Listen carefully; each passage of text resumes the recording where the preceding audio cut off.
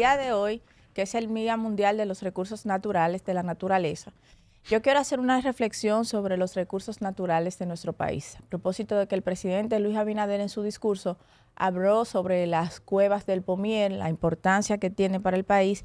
y dictó una orden al Ejército Nacional de protegerlas. Y no solamente a nivel histórico y cultural, sino que también es una riqueza natural. Y así,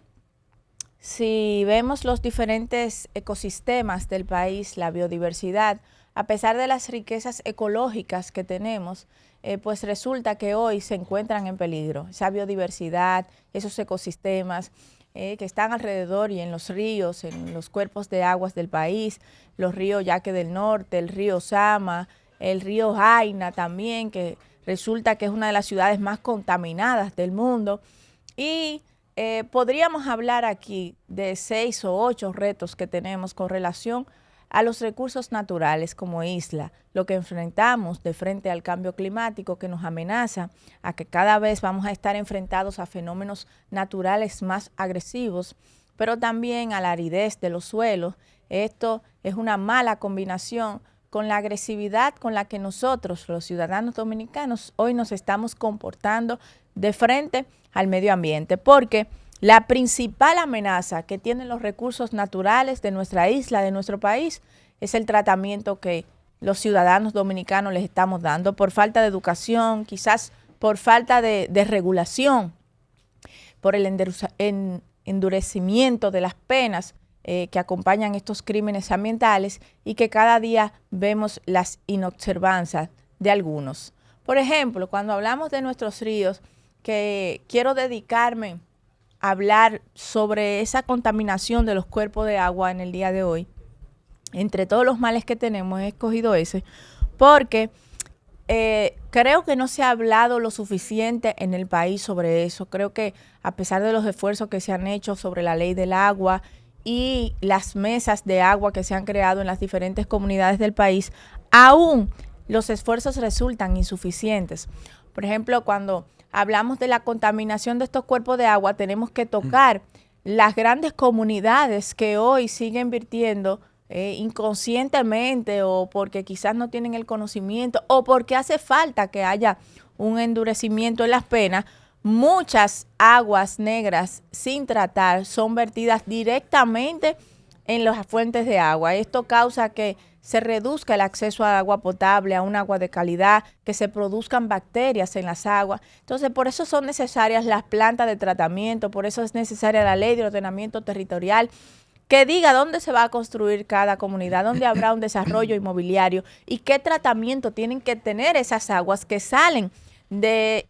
esos proyectos que se construyen o de esas comunidades que se forman para que puedan vertir a los ríos, porque luego entonces las comunidades cuya agua potable depende de esos ríos se ven contaminadas por ellas mismas por vertir esas aguas negras directamente a los afluentes de agua. Otra actividad humana que contamina nuestros ríos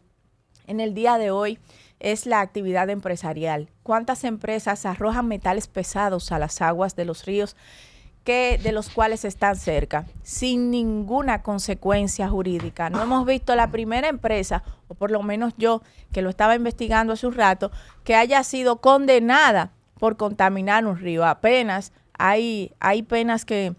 son de la sierra temporal de la empresa, pero no hay penas duras a los dueños de la empresa y a los que contaminan los ríos con metales pesados y otras sustancias que cuando llegan al agua pues contaminan toda una población, y no solamente la contaminación que significa para quienes consumen el agua, que somos los seres humanos, el agua potable, sino para la biodiversidad, para el ecosistema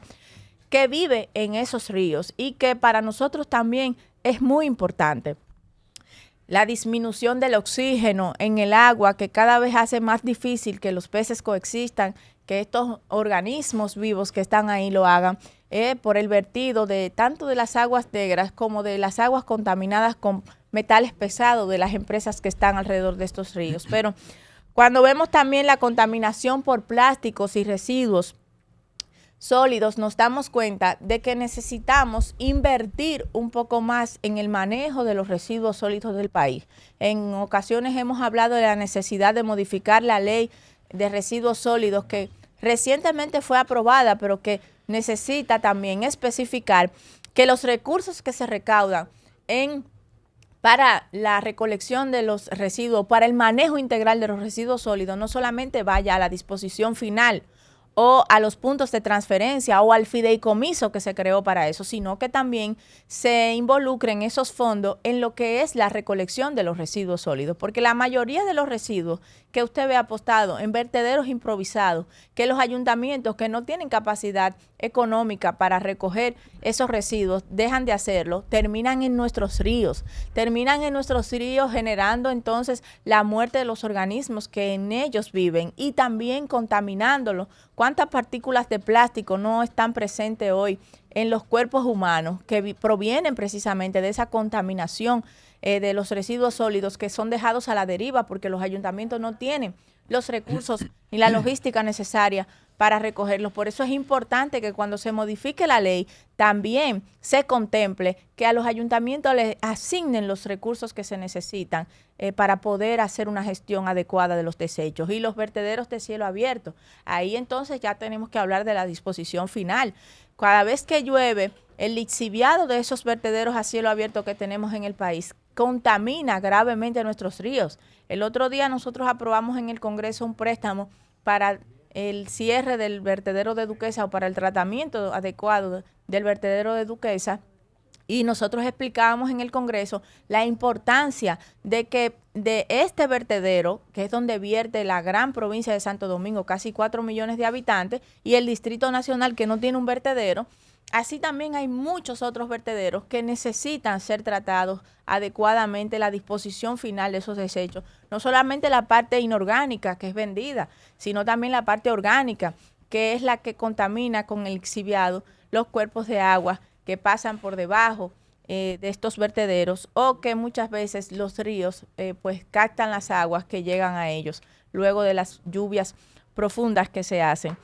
porque están a cielo abierto. Otro punto importante son los agroquímicos y los fertilizantes. El otro día Panorama hizo un estudio súper importante del nivel de contaminación que tienen los alimentos, de la presencia de sustancias químicas, de fertilizantes, que ya habían sido prohibidos en el país y que se siguen utilizando. Estos fertilizantes, cuando llueve, lo que hacen es que terminan en los cuerpos de aguas del país, contaminando también los cuerpos de agua. O sea que no es solamente la presencia de estos químicos en los alimentos que nos estamos comiendo, sino que cuando llueve son arrastrados a los cuerpos de agua, contaminándolos entonces doblemente. Por eso es importante que le enseñemos a nuestros agricultores las consecuencias de utilizar plaguicidas y fertilizantes que abusen,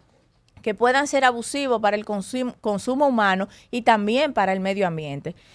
Otro de los puntos que entiendo que debemos tocar, y ya para terminar, es la extracción de arena y materiales de los ríos. Señores, la minería irresponsable que está ocasionando que muchos ríos del país pues se sequen porque un río tarda miles de años, cientos de años en tener las diferentes partes que lo componen para que hoy podamos disfrutar de ese ecosistema que tenemos en los diferentes ríos del país. Y esa minería, esa extracción de agregados de los ríos, vemos que se sigue haciendo y sigue destruyendo los ríos. Entonces yo creo que debemos hacer un equilibrio urgentemente entre la explotación de nuestros recursos naturales y lo que realmente debe importarnos como país, que es la preservación de los mismos. Porque ¿cuánto cuesta un río? ¿Cuánto cuesta un bosque? ¿Cuánto le cuesta al país no tener eso? ¿Y cuánto cuesta que nuestros ciudadanos no tengan acceso a un agua potable de calidad? ¿Cuánto cuesta que nuestros ciudadanos no tengan acceso a un aire de calidad? Y para muestra un botón, solamente tenemos que comparar de las dos islas una vista panorámica de cómo se encuentra Haití en el día de hoy y cómo se encuentra República Dominicana y de qué ha sido el resultado de ello. De manera que vamos a hacer conciencia todos en este Día Internacional de la Naturaleza, de lo que necesita nuestro país para preservar sus recursos naturales.